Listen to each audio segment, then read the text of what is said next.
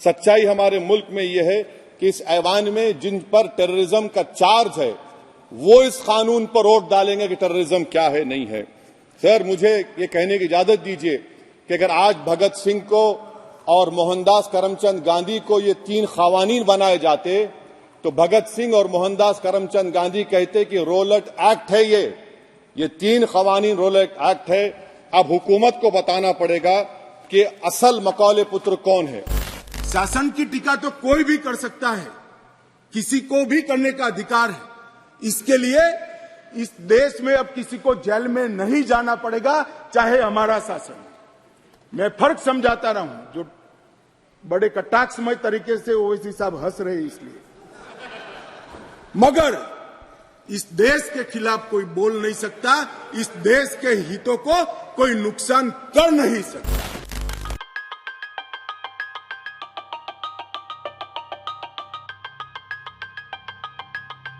Sir, BNS का sedation पर देख लीजिए, सेडेशन को आपने दोबारा ला लिया। लफ्ज सेडेशन इस्तेमाल नहीं किया आपने।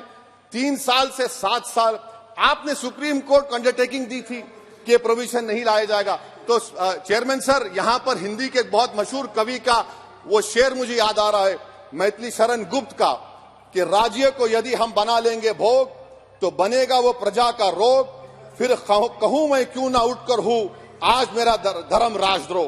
कार्ल मार्क्स ने कहा था sir, history repeats itself first as a tragedy, second as a farce. आप क्लॉज 195(1)(d) देखिए, it criminalises the making of publication of false and misleading information jeopardizing sovereignty integrity of India। वेग है, यानी जो कोई भी पत्रकार इन्वेस्टिगेटिव जर्नलिज्म लिखेगा आप उसको इस्तेमाल कर लेंगे और जेल की सलाखों में उसको डालकर आप सड़ा देंगे। अच्छा, क्रिमिनल ऑर्गेनाइजेशन उत्तर प्रदेश में यूपी गैंगस्टर एक्ट में एक चार्जशीट में गैंगस्टर एक्ट लगता।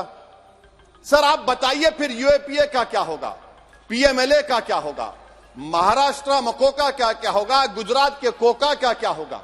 आप ये सब कानून रख रहे हैं और एक पुलिस वाले को आप ये तमाम कानून की इजाजत देंगे। याद रखिए, जिंदगियां बर्बाद करने का काम आप कर रहे हैं और सबसे बड़ा इसका नुकसान होगा। किसका नुकसान होगा? दलितों का, मुसलमानों का, आदिवासियों का।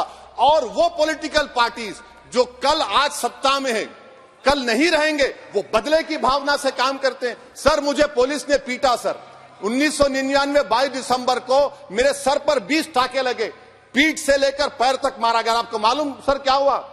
तेलुगु देशम की सरकार थी, उन्होंने उन दोनों पुलिस वालों को जिन्होंने मुझे मारा था उनको आईपीएस कन्फर कर दिया।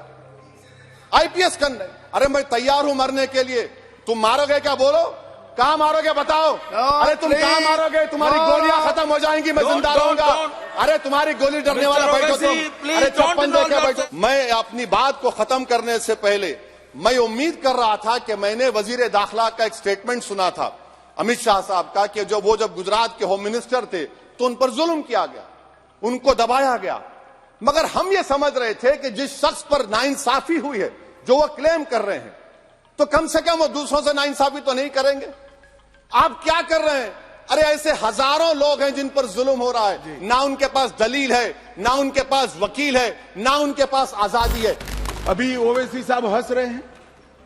ओवैसी साहब, मैं भी थोड़ा साइकोलॉजी पढ़ा हूं, विज्ञान का विद्यार्थी हूं। फिर इनके मन में है कि आपने बदल कर रख दिया। मान्यवर, मैं कहना चाहता हूं, हमने राजद्रोह की जगह देशद्रोह की स्थिति रखी। अब ये देश आजाद हो चुका है, लोकतांत्रिक देश है। शासन की टीका तो कोई भी कर सकता है, किसी को भी करने का अधिकार है। इसके लिए इस देश में अब किसी को जेल में नहीं जाना पड़ेगा, चाहे हमारा शासन। मैं फर्क समझाता रहा हूं, जो बड़े कटाक्षमय तरीके से ओवैसी साहब हंस रहे इसलिए, मगर इस देश के खिलाफ कोई बोल नहीं सकता, इस देश के हितों को कोई नुकसान कर नहीं सकता। हम देशद्रोह की धारा लाए हैं, इनको अपने विचारों के कपड़े पहनाने का प्रयास करते, इसलिए मैं इस पर डिटेल में बात करता हूं। मान्यवर, आईपीसी 124C, उसमें शब्द प्रयोग था सरकार के खिलाफ की गई बात। बीएनएस धारा 152 जो इसकी जगह आई है, भारत की संप्रभुता, एकता और अखंडता को तोड़ने वालों पर इस धारा का उपयोग है। वहां सरकार शब्द प्रयोग है, यहां देश है, भारत शब्द प्रयोग है। आईपीसी में आसन या प्रयोजन की बात नहीं की थी। किस उद्देश्य से आप बोलते हैं, किस उद्देश्य से करते हैं, इसकी बात ही नहीं की। करना ही काफी है। हमने इसमें देशद्रोह की डेफिनेशन में आशय की बात करी है। उसका उद्देश्य क्या है, उसका आशय क्या है, इसका महत्व है। अगर उद्देश्य देशद्रोह का है तो इसको कठोर से कठोर दंड मिलना चाहिए, और उद्देश्य अगर शासन का विरोध करना है तो उसको दंड नहीं मिलना चाहिए। उसको वाणी स्वतंत्रता का अधिकार है। अब घृणा और अवमानना, शासन की अवमानना, शासन की घृणा करना, तिरस्कार करना, इसको हटाकर हमने शब्द प्रयोग क्या किया है? सशस्त्र विद्रोह, विध्वंसक गतिविधियां और अलगाववादी गतिविधियां शब्द प्रयोग। और अगर कोई कहता है सशस्त्र विद्रोह, बम धमाके, गोलीबारी और विध्वंसक प्रवृत्ति करने के बाद भी कोई जेल में नहीं जाना चाहिए, तो मैं इस विचार से इत्तेफाक नहीं रखता हूं। ये जेल में जाने ही चाहिए, सजा होनी ही चाहिए। इस देश में किसी को यह अधिकार नहीं है।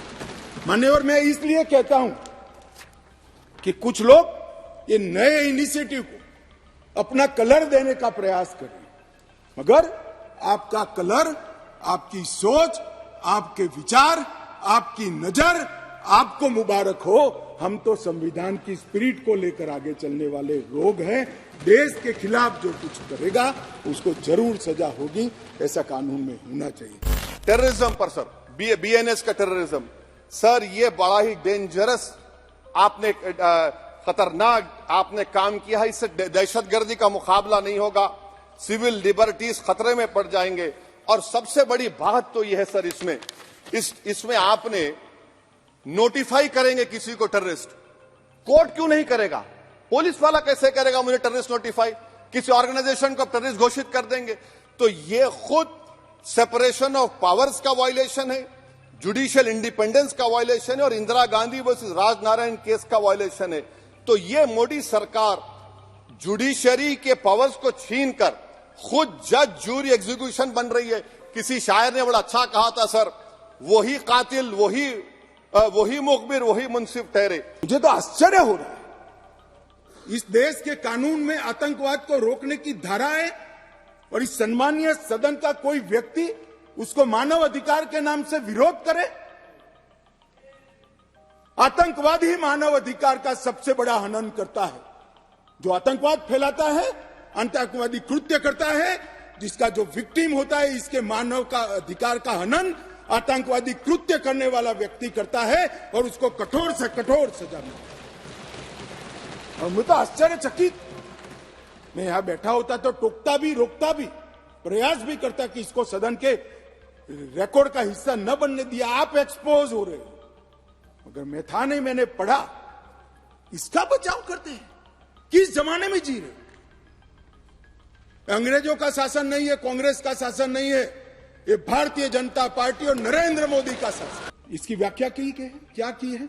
जो कोई भारत की एकता, अखंडता, संप्रभुता, सुरक्षा और आर्थिक सुरक्षा की प्रभुता को खतरे में डालता है और किसी भी वर्ग में आतंक फैलाने का प्रयास करता है, आइदर और साइड से, उसको आतंकवादी घटना कहा जाएगा। उसका विवरण दिया है। डायनामाइट, विस्फोटक पदार्थ, जहरीले गैस, न्यूक्लियर का उपयोग, ऐसी घटनाओं में जब कोई भी मृत्यु होती है तो ये घटना करने वाला आतंकवादी कृत्य में लिप्त माना जाएगा। अब इसमें कहां दुरुपयोग की गुंजाइश है? मगर मन में एक भय पड़ा है, माने वो भय से ये विरोध जन्म लेता है। और मैं तो मानता हूं ये भय तो रहना ही चाहिए, रहना ही चाहिए, रहना ही। जो आतंकवादी कृत्य करते हैं उनके प्रति कोई दया भाव नहीं होना।